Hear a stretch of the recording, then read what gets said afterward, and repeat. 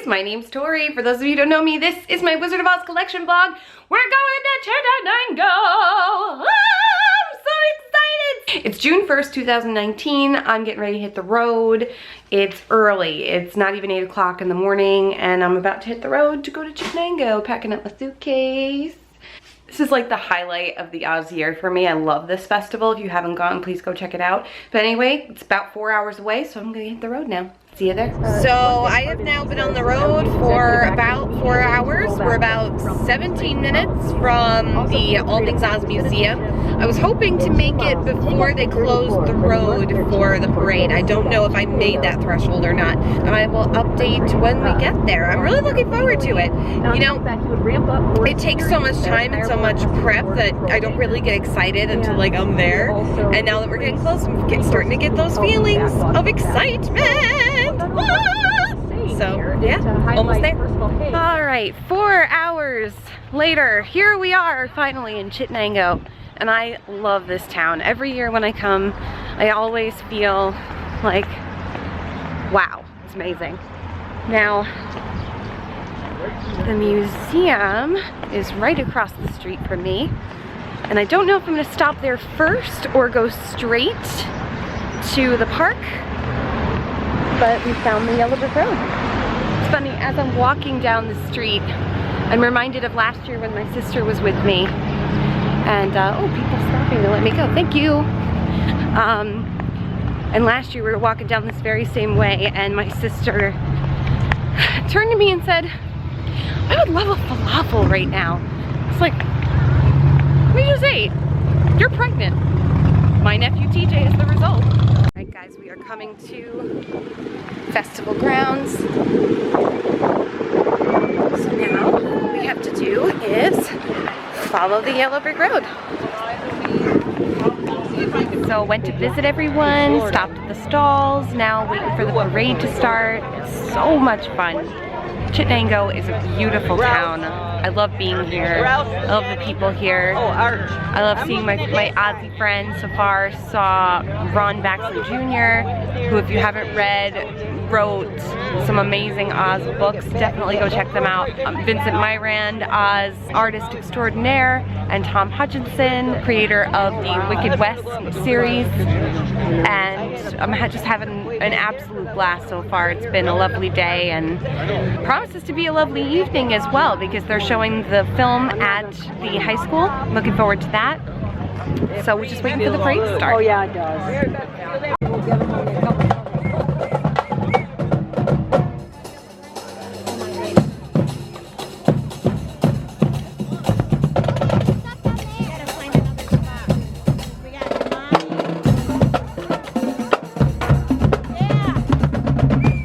Comes Dorothy and Toto. Toto. Here they come. Woo!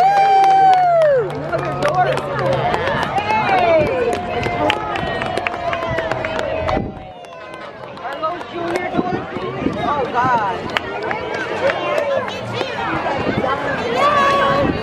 I love you. Yeah.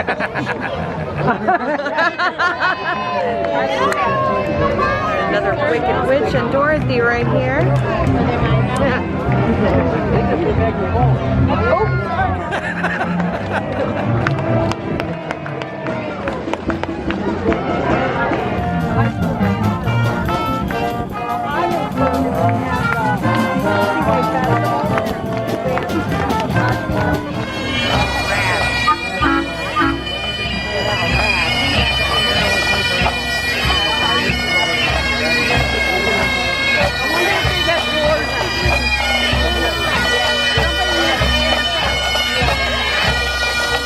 Charlene. Hey!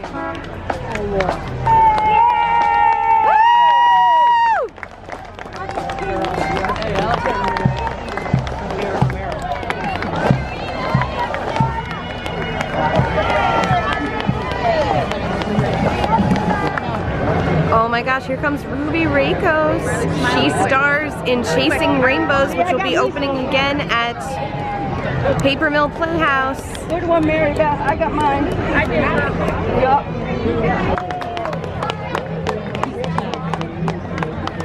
There's no place like a new home. Aww. Oh, there you go. Steve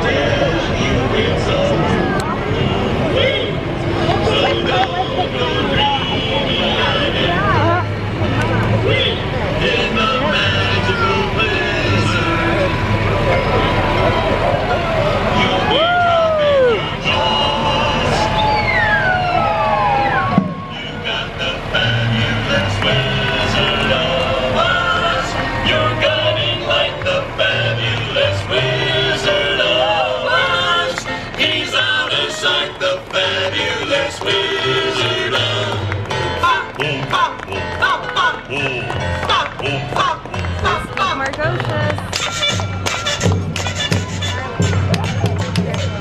Yes, he's the fabulous wizard with the wizard wand.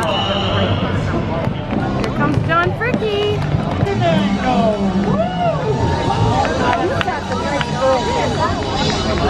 Like your shoes, sir.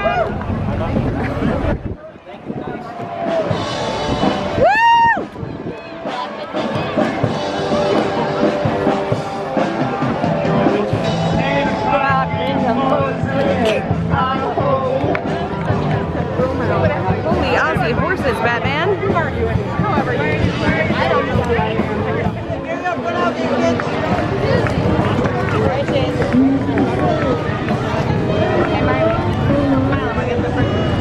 Linda Whitehorse. Oh, and little munchkin ponies.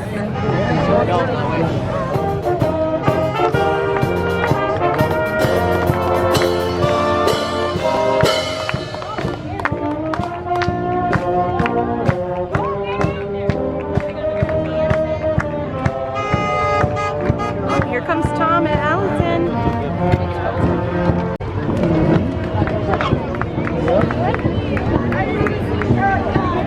Woo!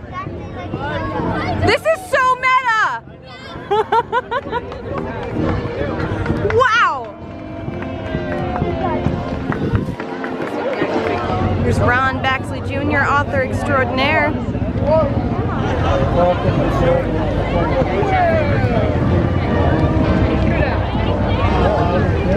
Here's Vincent Myrand, Oz artist extraordinaire. Woo!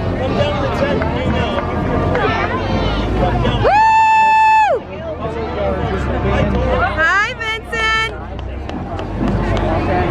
So we're now at Chittenango High School. They're going to be actually showing the film this evening. John Fricke is going to be doing a Q&A, I believe. So exciting stuff. I'm really looking forward to it. I love watching the film with other people. It's kind of shakes the experience to the next level, just hearing other people react.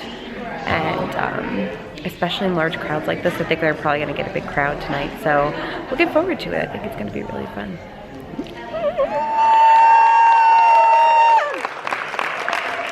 You can do better than that. Happy Saturday! Happy Saturday! We're very fortunate in this 42nd year of Oz-Stravaganza to be blessed with having a lot of great guests that join us year after year, and a absolutely fantastic host who comes since 1990 with very few exceptions, and kind of wrangles everything for the whole weekend so that we can make sense out of what we're doing. And John, we start in August kind of planning the show and planning the weekend, and we throw kind of ideas at John, and he says, that's a great idea, or what are you doing? Or how can we make that work? And he always finds a way to get it all together. So tonight is a really cool night. This will be the first time in Oz-Stravaganza history that we've shown The Wizard of Oz on the screen. We've never shown it on the big screen. This will be the first time. I don't know why it took us 42 years. We're slow. But we learned. So wait until you see our 100th anniversary. It's going to be spectacular. So that being said, to get things started, I have to introduce this man. He is a two-time Emmy Award-winning producer. He has a Grammy nomination for liner notes. He's written 7 books on Judy Garland and The Wizard of Oz. He is our friend. He is our adopted Chittenango resident. Please welcome to the stage, Mr. John Fricke. thank you very much for that reception. Thank you for being here tonight. I'll spare you all the ins and outs of what this has meant to me. But a lot of us are friends already, so that's another reason I feel kind of strange about the introduction, because many of us know each other, and we have grown up in Oz together and through Oz together, whether it's been for 1 year or 5 years or 29 years. This first part is 3 parts, each of which is about 4 or 5 minutes long. Then we'll stretch, and then we'll get right into the MGM movie. So don't think that you're going to have to wait forever to see Judy and company. But there's so much going on, and there's so much talent available to Chittenango. People who have wanted to be part of this, people who are proud of being local, people who are becoming local, that we wanted to make sure that everybody had a chance to be heard. We have at the piano, for part 1, Steve Margoshes. Steve is, yes, we do whoop and holler.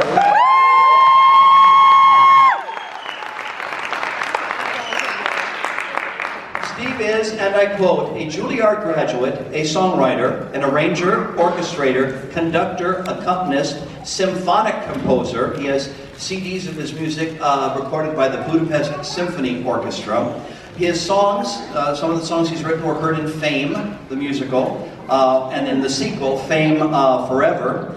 He has orchestrated for Broadway such musicals as Tommy, Aida, Big River, Taboo, Lestat, The Revival of Grease, and Smokey Joe's Cafe. He's a 2-time Drama Desk Award winner, and he is currently, for this year, a Tony nominee, once again, for his orchestrations for The Revival of Smokey Joe's Cafe. Yeah!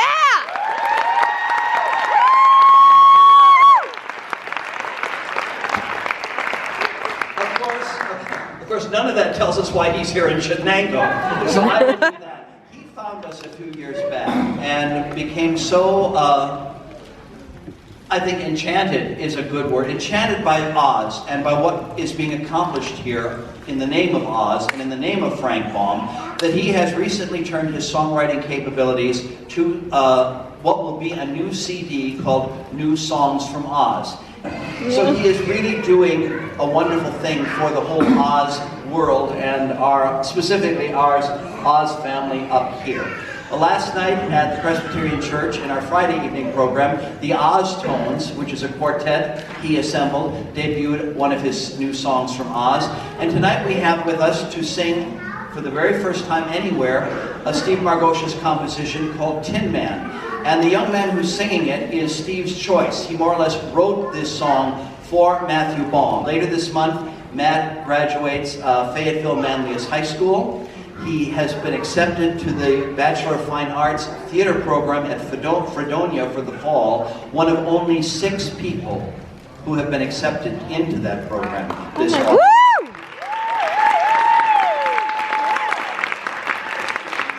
I am very pleased to tell you, for the first time, you will now hear better notes, I promise you. With Steve Margoshes at the piano, here to introduce Steve's composition, Tin Man, please welcome Matthew Baum.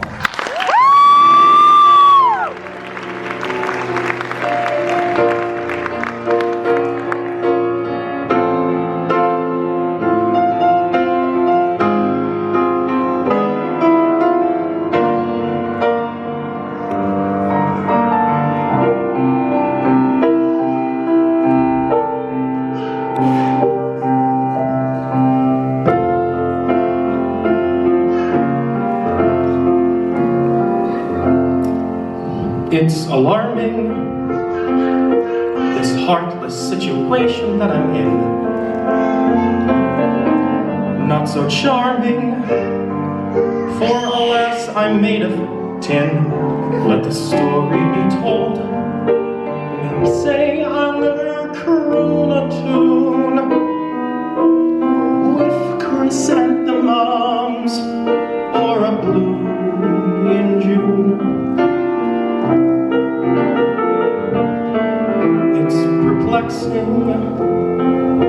I don't know why I feel the way I do. It's vexing, these sensations pouring through. Let the glorious story now unfold. Quote, fantastic, unquote. Our don't expect from a Tin Man, except if the Tin Man goes bold. My cranium's fraught with compassionate thought. I may be a Tin Man, but I've got a heart of gold.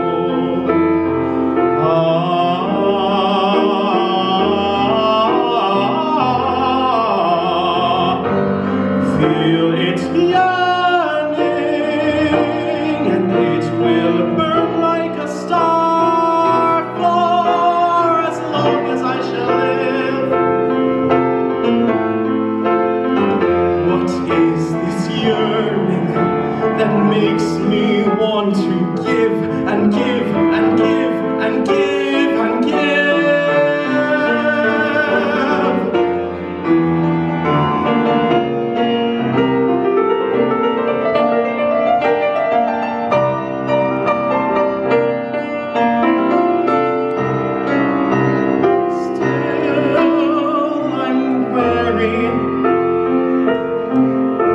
Trepidatious from the start. It's scary. I'm expounding love and art. For lo and behold, there beats a heart.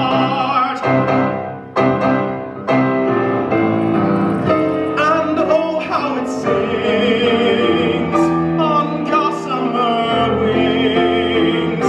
I'm bursting galore for a Tin Man. It's more than this Tin Man can hold. And do you feel it too? This burning for you. I'll be your Tin Man with a heart of gold.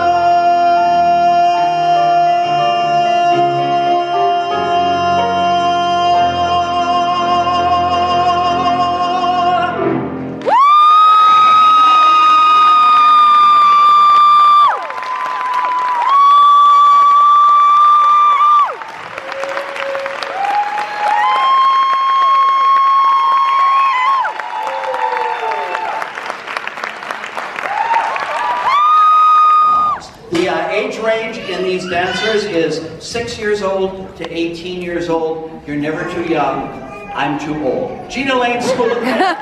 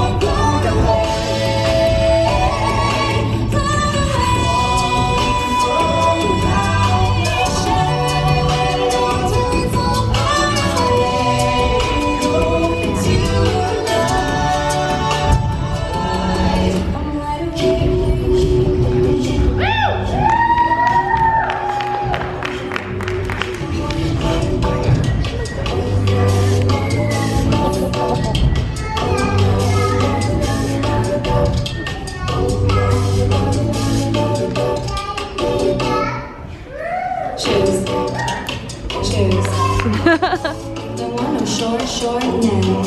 Let's get some shoes. Don't want no short now. A good while away.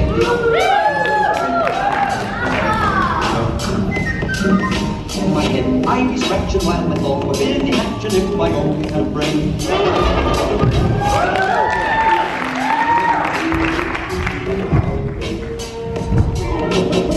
Scoopy thinking you could be a monster thinking if you only had a brain. Do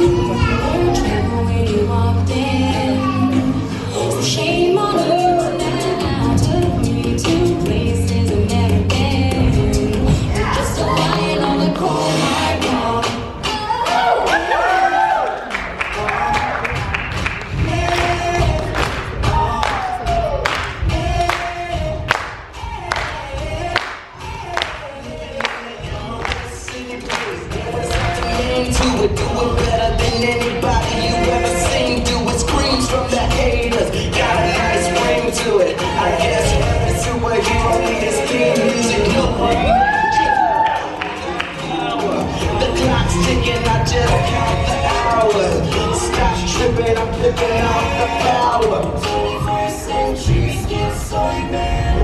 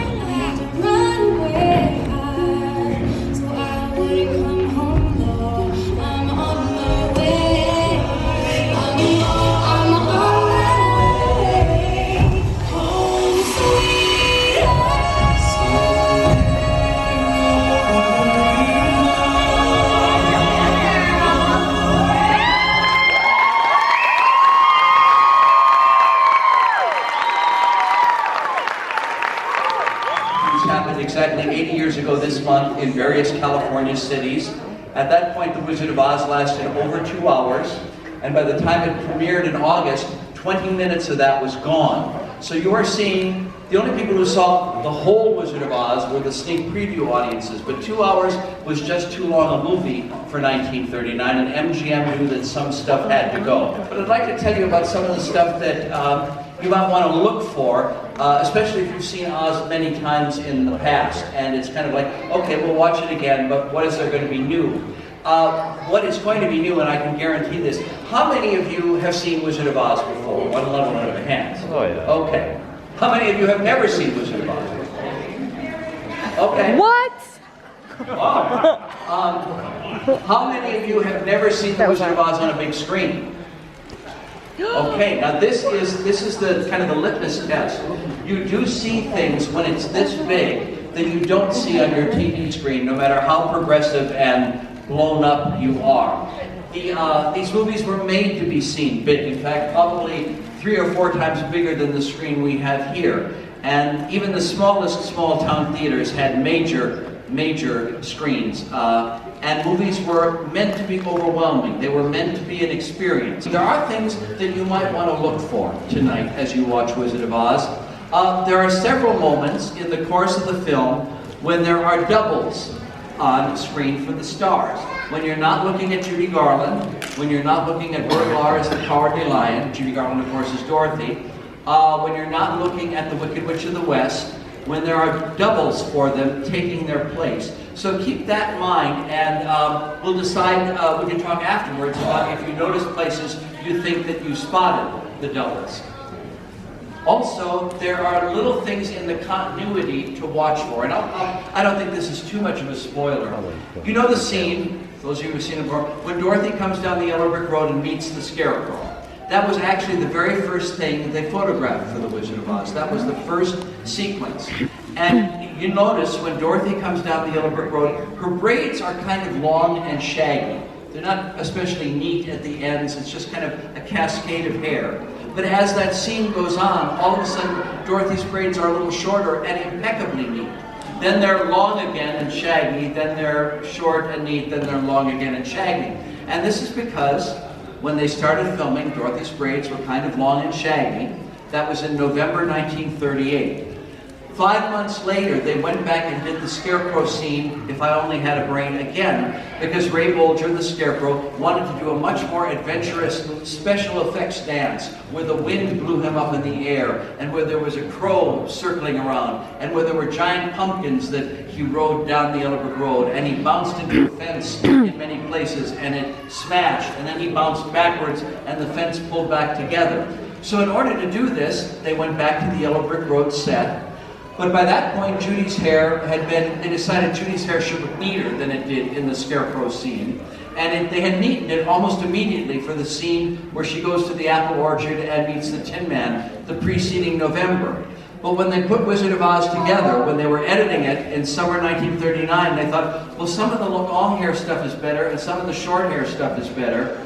And we're going to take out the special effects dance anyway and just let Ray Bolger sing the song. So when you watch that scene, just pay attention, because some of it's November, some of it's March, some of it's November, some of it's March, and like that there. When they got to the Emerald City, when they get to the Emerald City, you will see the famous horse of a different color. The cab-pulling animal who takes Dorothy and her friends from the gate of the Emerald City to the wash and brush up company so they can, quote, tidy up a bit. Well, when they get in the carriage, the horse is white. There's an edit. They keep talking as if the scene is continuing, and Dorothy leans forward and suddenly the horse is purple. And this, of course, as the cabby man explains, is the horse of a different color. That old expression meaning this is something different and unusual that we weren't expecting. Well, they sit down in the carriage, the scene continues, but there's another cut, then the horse is red, another cut, the horse is finally yellow. Now, MGM wanted to do this effect, and one of the points I always make about Oz, and I will make it again in a minute, is that they didn't have any such thing as computer-generated images or effects in 1938, 1939. Everything you see on the screen, he said optimistically, is stuff they had to create by themselves at MGM in the prop department, in the wardrobe department, in the special effects department, in the photography department, in the scenery department. One of the most interesting examples of this for me is the fact that there was no such thing in 1938-39 as the Weather Channel. There were no such thing as storm chasers going out every 5 minutes and photographing every cloud formation in the sky, never mind every tornado of different shapes that comes along. In 1938, there was a 25-second fuzzy black and white print of a waterspout off the coast of Cuba. That was all they had in terms of a tornado funnel in motion. There were photographs. But MGM had to create a tornado, as we say, out of whole cloth. And actually, that's what they used to create the tornado. When you see it on the screen, what you are seeing is a 35-foot tall wrapping of chicken wire that got smaller and smaller and smaller as it got close to the floor of a stage, like this. So imagine something that goes up 35 feet, and the top is way up there, and the bottom is down here. It's chicken wire. And around the chicken wire, they wrapped plain, off-color muslin fabric. They used this to create the tornado. They made that spin. They had it on a twisting mechanism. The bottom of the chicken wire and muslin was under the set, so that when they were photographing from here, you couldn't see that it had dropped through the bottom. And underneath, the bottom of the wire was attached to a little car that was driving around under the set to make the bottom of the tornado look like it was swooping back and forth across the prairie. To this, they added glass plates that had cotton pasted to them to do the image of clouds in the sky. They added wind machines, they added tumbleweeds and dirt, and they put all of this together to create the film of the tornado in The Wizard of Oz. Never was the cast on the set at the same time as this funnel. It was projected behind them. Let's say that this is the Kansas farm set, and Judy Garland is running on to get into the back door, and in the distance you see the tornado. What you are seeing, they're filming Judy from a camera right here, running in, the wind machines are going, everything is blowing, she opens the farmhouse door, it goes flying off into the air, and in the background you see the tornado ominously advancing across the prairie with the dust and the wind and the clouds and the cotton and the cone and the chicken wire and all of it. Judy Garland was acting in front of a screen like this one, on which they were projecting the footage of the tornado. So what they were doing is the camera at that moment out here was taking a photograph of Judy Garland live and a picture of the movie that was going on behind her. That's how they pieced all of that together. I need a glass of water. Pardon me. I need new pants. I can help with one of those. Everybody's a good. Let's see, what else can I tell you? Well, let's talk about what you're not going to see, or what you're not going to see tonight. Well, no, let's talk about some of the other stuff you should look for. PC number 3 now. I beg your pardon? We're getting PC number 3. Computer number 3. Wonderful. Wonderful. I'll start reciting the movie for you, and you will see people. These people got in free, but there's a limit to how gracious they're going to be. Frozen in the forest, and then a silver handle in the Emerald City. Oh, because they fixed them up, remember? When they take it to the wash and brush up company, they polish everything up. Yes. So it went from wood back to tin, right? Okay. That's what I'm asking. I don't know. It looked like it was wooden in the beginning. No, I think again it was just the idea of making things look shiny and new and sparkly. That's a very good point. Now I'm going to have to go back and watch the movie again. I'm sorry? Yeah. I was saying, Martin started again. I can't see if there are hands or not. Yes? Anyone? I got one. Yes. Do you know if any of the film that Richard Thorpe shot still exists? Do I know if any of the film that Richard Thorpe shot still exists? Richard Thorpe was the second director assigned to Wizard of Oz. It started with Norman Torog, but he only shot some tests before he was taken off Oz and put on Adventures of Huckleberry Finn with Mickey Rooney.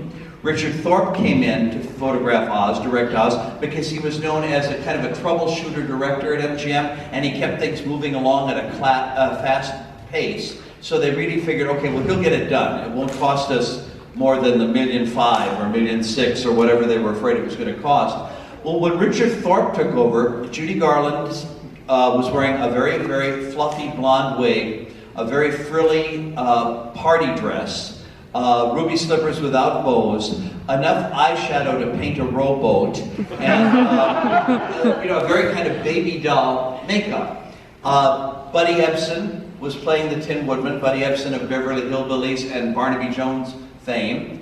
Margaret Hamilton as the Wicked Witch had a hairstyle that kind of cascaded down and then flipped up. Depending on your era, she either looked like Marlo Thomas in That Girl or Leah Michele in Glee. The Yellow Brick Road was paved with circular, or rather oval, bricks. It looked like a patio in Pomona. It did not look like the Yellow Brick Road. And they shot the scenes where Dorothy meets the Scarecrow, and If I Only Had a Brain. We have stills of all this. And they shot scenes in the Witch's Castle. And this went on for about 2 weeks. And then all hell broke loose for one reason or another. Buddy Ebsen's makeup had been applied every day by painting his face with clown white, the kind of makeup you see clowns wear in the circus or in circus movies. And then his face was dusted liberally, many times a day, with ground up aluminum particles, silver. And that the silver would adhere to the white, and that would make him look silver. But they have to keep dusting him time after time after time to keep him silver for the duration of a filming day. Well, after 2 weeks of inhaling these aluminum particles, he went home one night for dinner and he drew breath and couldn't. The aluminum particles had coated his lungs, and he had to be rushed to the hospital and put in an iron lung, and he was off the movie. At that point, producer Mervyn LeRoy looked at all of Richard Thorpe's footage and said, this is not good. Judy is acting like a fancy schmancy storybook heroine. Ray Bolger's makeup was very harsh. Margaret Hamilton's makeup was very soft by comparison. The flipped hair and no chin piece, no particularly edgy nose. So they fired Richard Thorpe. And the only footage to get, sorry, it's a John Fricke answer. You get back to the question after about 12 minutes. The only Richard Thorpe footage that exists is a little bit of test footage showing Judy and Ray on the Yellow Brick Road. The Yellow Brick Road with the circular bricks and no curbing, and Judy in the blonde wig. The only reason we have that is that there was a short subject being assembled at MGM on, I think it was electricity or something, or how much electricity it took to make the film, and there was a brief bit on, and it takes even more lights to make Technicolor, and the film showed, this is all in black and white, you saw banks and banks and banks of lights, and then the camera panned down to show the Yellow Brick Road set, and you see Bolger at one point and Judy on the Yellow Brick Road being tended to her hair, something like that. There's also a little bit of footage that shows Judy outside the soundstage running to see something that's going on in a corner. I don't know if it's a chicken fight or a crap game or whatever it is, but all these people crowded over there, and she does a little mock curtsy. You're nodding, so I assume you've seen this. Yeah, that's it. We're lucky we have the stills we have. When I first started researching Oz, intentionally for a project as opposed to my own pleasure, and we found stills of the party dress, rowboat, makeup Judy, and the do Margaret Hamilton and Buddy Ebsen. It was quite exciting. We do have Buddy Ebsen's track to If I Only Had a Heart. All right, for the $1 million question, for which you get nothing, if you can answer it. In If I Only Had a Heart, when the Tin Woodman is singing Picture Me.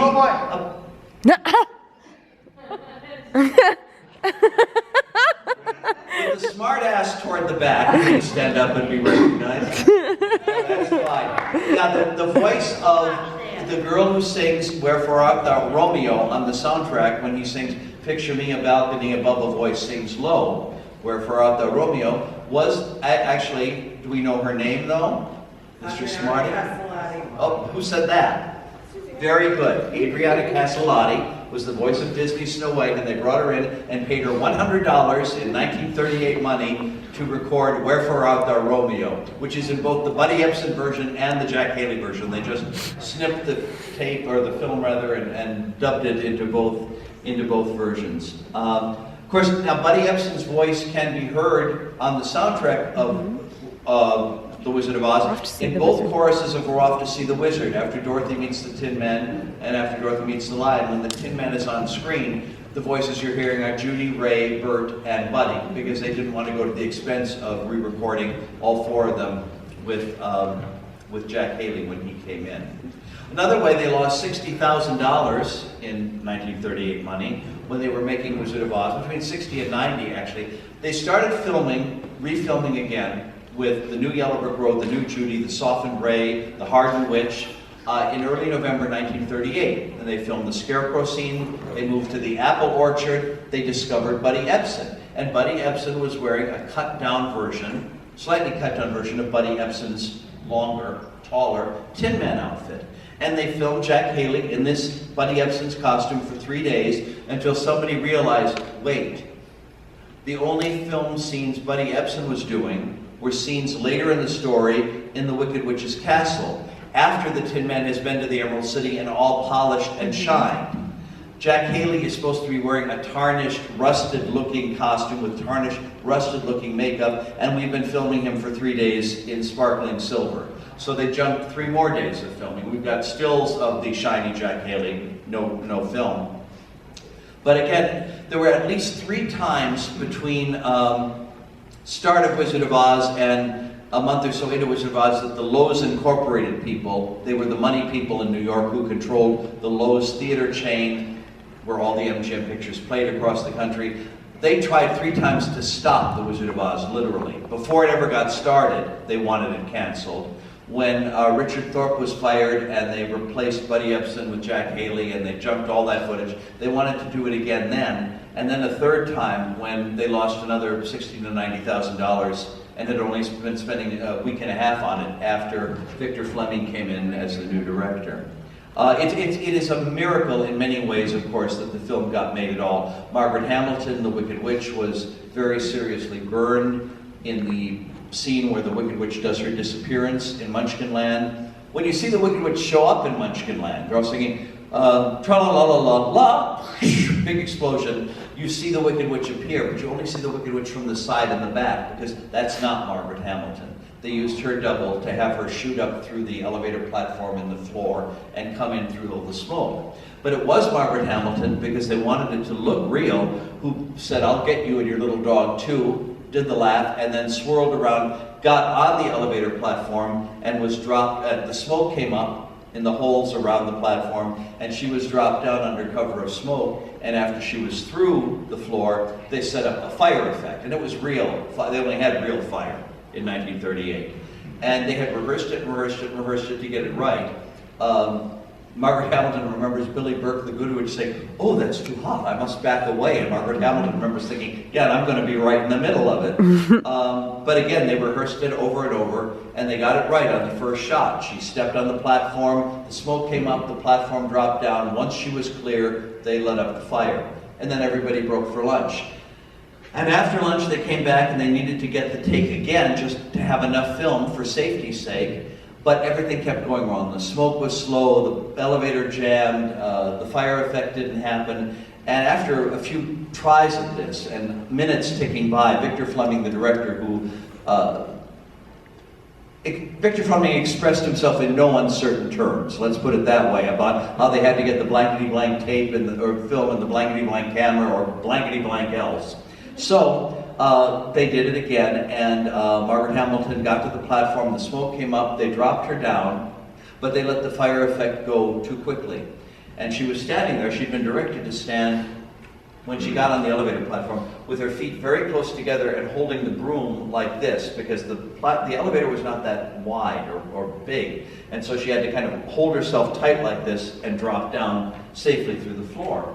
Well, when she dropped down through the floor on the retake, the gauze trailing from her hat caught fire, the broom straw caught fire that she was holding right here. Ironic. And when she got through the floor, she remembered she was suddenly jumped on by people who were waiting to catch her as she came under, but she was on fire. The hat, the broom straw, she had second-degree burns on this side of her face and third-degree burns on her hand where she...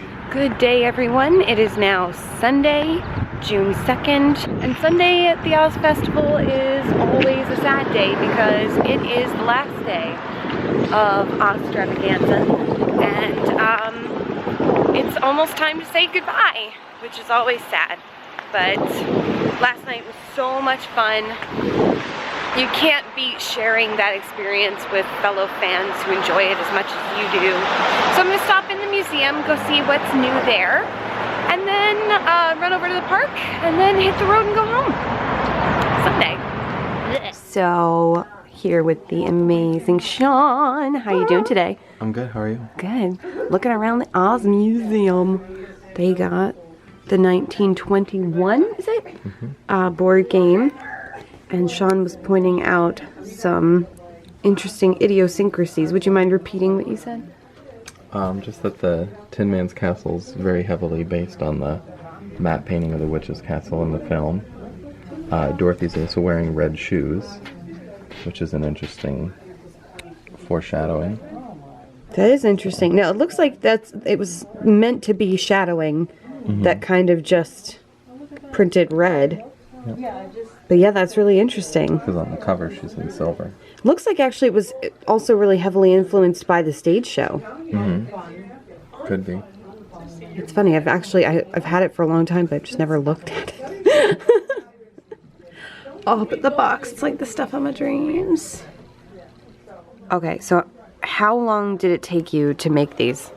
It was about 60 to 70 hours. Oh my God! I measured that about every row is 10 minutes. So if you add how many rows are on the shoes. Holy jumps. And now, that label on the inside, is that an exact replica of the actual label that are in the shoes? Yes. How did you do that? Some of the shoes are stamped in with a stamp, others have labels in them.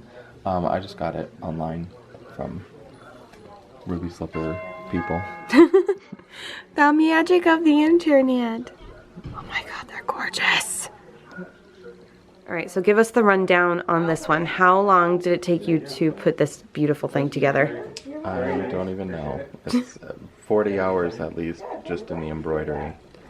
And so what fabrics did you use to make it? A combination of tulle, organza, satins, charmeuse, a whole bunch of stuff. Did you do research into like the fabrics that were used in the original, or did you just go with like trying to make it aesthetically? Well, there's not that much out there. Right. That's not really anything that's been released, so it's just watching the film and looking at pictures, and it's about 80% research and 20% actual construction. How heavy is this? It's actually very lightweight. It's just layers of tulle and... So it's not like the alphabet dress. No. Completely different than alphabet. So beautiful. How do you even find the ambition to do all of this? This is crazy. The little satchel and everything. Yeah. So you made the broom too, right? Yes. All right, give us the stats. How long did this one take you? Probably a couple weeks. It's a luau table skirt that is the broom straw with mason jar lids and furniture feet. And there it is. Brilliant! Yeah. I imagine the construction of something like this is a lot simpler than this, which requires like embroidery and all of that. Yes. So yes, a lot quicker, a lot cheaper, but still fabulous. So fun fact, my boyfriend just found out that Judy Garland wasn't her real name. He's like, there was a Jeopardy question. I didn't know her name was Frances Gubb. I was like, who are you? The straw is too big, but I guess the broom isn't. The broom should be about the same size as Dorothy. So slightly. I'll allow it. Meanwhile, they charge you, I believe these dolls cost like $1,500 each, something in the range of that. I think they're $1,750. Ah. Yeah. I saw Dorothy on eBay recently for $14.90, but even that, I'm like. So Chittenango ends on a rainy note, but on a really great one. It was a great festival.